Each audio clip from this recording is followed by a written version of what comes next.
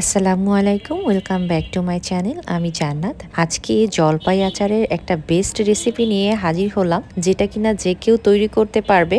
আর এই আনকমন রেসিপিটা আপনারা একবার বাসায় তৈরি করে সারা মাস জুড়ে সংরক্ষণ করে খেতে পারবেন, কোনো প্রকার রোদে দেওয়ার ঝামেলা ছাড়াই। আর কিভাবে সংরক্ষণ করবেন তার সম্পর্কে একটা টিপসও থাকবে আপনাদের সাথে। তাহলে দেরি না করে, জলপাই থাকতেই এই জলপাইয়ের সিজনে আপনারা এই আচারটা খুব সহজে বানিয়ে নিতে পারেন। এটা অনেকটা জুসি হয়, সফট হয়, আর তেল ছাড়াও এটাকে খুব সহজে আপনারা সংরক্ষণ করতে পারবেন 1 বছর জুড়ে। তার টিপস আজকের এই রেসিপিতেই পেয়ে যাবেন। আশা করছি আজকের এই জলপাই আচারের রেসিপিটা আপনাদের সবার ভালো লাগবে। ভালো লাগলে অবশ্যই চ্যানেলটিকে সাবস্ক্রাইব করার জন্য অনুরোধ রইল। প্রথমেই আমি নিয়েছি এখানে 1 কেজি পরিমাণ জলপাই। আর জলপাইটা ঠিক কাঁচা পাকা সেরকম জলপাই, একদম বেশি শক্তও না, একদম বেশি নরমও না, সেরকম টাইপের জলপাই নিয়েছে। এখন কিন্তু এরকম জলপাই অহরহ বাজারে কিনতে পাওয়া যাচ্ছে। জলপাই গায়ে যে এই দাগগুলো, এগুলো কিন্তু দাগ একদম লেগে আছে, এগুলো কষ না। তো জলপাইগুলোকে খুব ভালোভাবে ধুয়ে আমি এরকম করে কেচে নিয়েছি বটির সাহায্যে। আপনারা চাইলে এটা ছুরি দিয়েও করতে পারেন,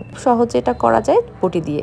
তো বটিতেই আমি করে নিয়েছি। বন্ধুরা দেখতে পাচ্ছেন একদম আটি অবধি কিন্তু আমি এভাবে কেচে নিয়েছি। এতে করে কি হবে, আমরা যে গ্রেভিটা বা মশলাটা বানাবো আচারের, সেটা খুব সহজে এটার ভেতরে প্রবেশ করবে। আর এই জলপাই আচারটা একদম জুসি থাকবে, খেতেও খুব ভালো লাগে। তো এভাবে একটু করে নিলে খুব ভালো হয়। আর এভাবে করে আপনারা জলপাই আচারটা তৈরি করে খেয়ে দেখবেন, খুবই ভালো লাগে। আমি এখানে 1 কেজির মতন জলপাই খুব ভালোভাবে এভাবে কেচে নিয়ে 1/2 চা চামচ বেকিং সোডা আর লবণ পানিতে ভিজিয়ে রেখেছিলাম প্রায় আধ ঘন্টার মতো। এটা অপশনাল, আপনারা চাইলে করতে পারেন। এতে করে জলপাইয়ের যে টক ভাবটা অনেকটা কমে যাবে। তারপর এটাকে খুব ভালোভাবে ধুয়ে নিয়ে এর ভেতরে প্রায় 1 কাপ পরিমাণ চিনি খুব ভালোভাবে দিয়ে মিশিয়ে নিচ্ছি। মেশাতে মেশাতে দেখবেন অনেকটা পানি বের হয়ে গিয়েছে। আর এই পানিটা দিয়ে কিন্তু আমাদের জলপাইটা রান্না হবে। তারপর এটাকে আর একটু রেস্টে রেখে দিচ্ছি। আর কিছু মশলা আমি গুঁড়ো করে নিচ্ছি। জলপাইগুলোকে চিনির সাথে যত ভালোভাবে মেশানো হবে, ততটাই কিন্তু পানি বের হতে থাকবে। তো একটু সময় নিয়ে জলপাইগুলোকে চিনির সাথে মিশিয়ে নিচ্ছি। তারপর ঢাকনা দিয়ে ঢেকে রাখছি। এতে করে কি হবে, জলপাইয়ের গা থেকে পানি বের হবে, চিনি গুলেও পানি বের হবে। এখানে 2টো মতন এলাচ আর 1টার মতো দারচিনি আর 3-4টার মতন শুকনো মরিচ, আর এখানে 5 ফোড়ন নিয়েছি 2 টেবিল চামচের মতন। এই আস্ত 5 ফোড়নগুলো আপনারা বাজারে কিনতে পাবেন খুব সহজে। তো এক্সট্রা করে আমি এখানে কোনো ঝামেলা করিনি। তো এই 5 ফোড়নটাকে হালকা একটু ভেজে নেব। যখন একটা সুন্দর ঘ্রাণ বের হবে 5 ফোড়নে, তখন এটাকে চুলা থেকে নামিয়ে নিতে হবে। তারপর ছোট্ট একটা মিক্সিং বলে নিয়ে নিচ্ছি। আমার হাতের মাপ অনুযায়ী আমি বলবো এখানে প্রায় 3 টেবিল চামচ পরিমাণ সরিষা। আমি এখানে কালো সরিষাটা ভালো পেয়েছিলাম, তাই কালো সরিষাটা ব্যবহার করেছি। আপনারা চাইলে হলুদ বা সাদা সরিষাটা ব্যবহার করতে পারেন। তারপর এর ভিতর দিয়ে দিচ্ছি 1/4 কাপ পরিমাণ ভিনেগার। ভিনেগারের পরিবর্তে লেবু রসটা ব্যবহার করতে পারেন। এই সরিষাটা যাতে তিতা না লাগে, তার জন্য একটা ছোট টিপস আছে। এখানে দিয়ে দিচ্ছি একটা কাঁচামরিচ। কাঁচামরিচটাকে ছোট ছোট টুকরো করে তারপর এটাকে ব্লেন্ড করে নিয়েছি। আর এই সরিষা বাটাটা আপনারা 1 সপ্তাহের মতন ডিপ ফ্রিজে এয়ারটাইট কন্টেনারে সংরক্ষণ করতে পারবেন, যেহেতু এখানে ভিনেগার ব্যবহার করা হয়েছে। তারপর চলে যাচ্ছি চুলাতে একটা প্যান বসিয়ে দিয়েছি। তাতে সরিষা তেল দিয়ে দিয়েছিলাম 3 টেবিল চামচ। এর ভেতরে অ্যাড করেছি শুকনো মরিচ 4টার মতন। আর এখানে আস্ত 5 ফোড়ন দিয়ে দিলাম প্রায় 1/2 টেবিল চামচ পরিমাণ।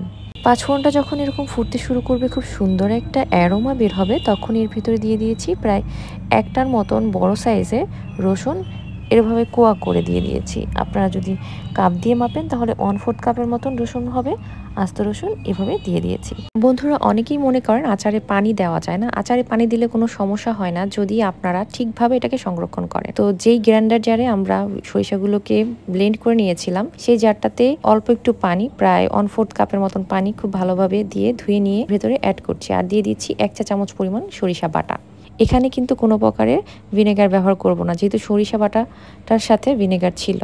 অ্যাড করছি 1/2 চা চামচ পরিমাণ লাল মরিচের গুঁড়া, 1/2 চা চামচ পরিমাণ হলুদের গুঁড়া। খুব ভালোভাবে এটাকে মিশিয়ে একটুখানি কষিয়ে নিতে হবে। পানিটা যখন একটু টেনে আসবে, তখন এর ভেতরে দিয়ে দিচ্ছি আস্ত আমাদের জলপাইগুলো, যে জলপাইগুলোর সাথে চিনি খুব ভালোভাবে মিশিয়ে রেখেছিলাম। এখানে আপনারা চিনি আরেকটু বাড়িয়ে দিতে পারেন আপনাদের টেস্ট অনুযায়ী। চিনি থেকে অনেকটা পানি বের হয়েছে, জলপাই গা থেকেও অনেকটা পানি বের হয়েছিল। এই পানিতে কিন্তু জলপাইগুলো খুব ভালোভাবে সিদ্ধ হয়ে যাবে। তো আমরা যে 5 ফোড়নগুলো গুঁড়ো করে রেখেছিলাম, সেই গুঁড়ো থেকে এখান থেকে 1 চা চামচ পরিমাণ গুঁড়া আমি এর ভেতরে অ্যাড করছি। তো গ্রেভিটা যখন একটা টেনে আসবে, তখন আবারও 1 চা চামচ পরিমাণ 5 ফোড়নের গুঁড়া অ্যাড করে দিলাম। আর যেহেতু জলপাইগুলো সম্পূর্ণভাবে সিদ্ধ হয়ে গিয়েছে, এখন মিডিয়াম টু লো আছে এই জলপাইগুলোকে আরেকটু জাল করে নিব যতক্ষণ না পর্যন্ত গ্রেভিটা একদম শুকিয়ে যায়।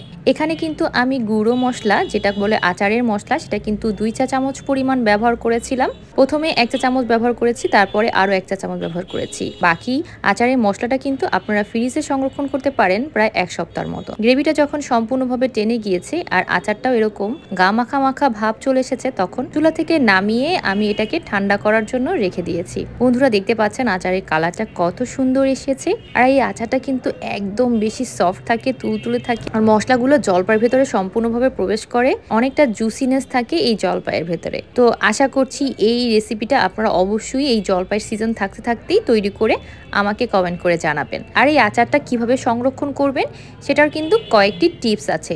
আর এই টিপসগুলো যদি জানা থাকে, যে কোনো আচারই আপনারা সংরক্ষণ করতে পারবেন প্রায় বছর জুড়ে, কিন্তু কোনো প্রকারের ফাঙ্গাস জন্মবে না। টিপস নাম্বার 1, আপনারা এই আচারটাকে একটা কাচের জারে সংরক্ষণ করার চেষ্টা করবেন, আর চেষ্টা করবেন যেন কাচের জারটা এয়ারটাইট হয়। টিপস নাম্বার 2, আচারের যে জারটা আপনারা বাছাই করবেন সেটা যাতে কোনো প্রকারের ময়লা বা পানি না থাকে আর জীবাণুমুক্ত থাকে, সেটাও খেয়াল করতে হবে। জীবাণুনাশক বা ফাঙ্গাসনাশক করার জন্য এই পদ্ধতিটা আপনারা অ্যাপ্লাই করতে পারেন। পদ্ধতিটা খুব সহজ। একটা কয়লাকে খুব ভালোভাবে জ্বালিয়ে তার ভেতরে এভাবে করে উপুত করে রাখলেই কিন্তু স্মোকিটা এর ভেতরে প্রবেশ করবে। এতে করে কোনো প্রকার ফাঙ্গাস যদি থেকেও থাকে সেটা কিন্তু আর থাকবে না। টিপস নাম্বার 3, যখন আচারটা আপনারা রাখবেন তখন চেষ্টা করবেন এভাবে করে আচারের মুখটাকে খুব ভালোভাবে পরিষ্কার করে নিতে। এতে করে কি হবে যে আচারের মুখটা কোনো প্রকারের ফাঙ্গাস লাগবে না, বা বাতাস লেগে সেই ফাঙ্গাসটা দিয়ে আবার কিন্তু ভেতরে চলে যায়। তাই এভাবে মুখটাকে খুব ভালোভাবে শুকিয়ে নিতে হবে। শুকিয়ে নিয়ে তারপর খুব সুন্দর একটা জায়গায় এটাকে রাখতে হবে, স্যাঁতস্যাঁতে জায়গায় রাখা যাবে না। টিপস নাম্বার 4, আপনারা চেষ্টা করবেন ভিনেগার অথবা লেবুর রস ব্যবহার করতে, এতে করে আচারটা দীর্ঘদিন ভালো থাকবে। টিপস নাম্বার 5, যখন আচারটা আপনারা যে স্পুন দিয়ে তুলবেন সেই স্পুনটা যাতে ভেজা না থাকে সেদিকে খেয়াল রাখবেন। আর এই টিপসগুলো ফলো করলে আশা করছি আপনাদের আচারগুলোতে কোনো প্রকার ফাঙ্গাস জন্মবে না। বন্ধুরা, রেসিপিটা ভালো লাগলে লাইক দেবেন। আজকের মতো এখানেই বিদায় নিচ্ছি। সবাই ভালো থাকবেন। আল্লাহ হাফেজ।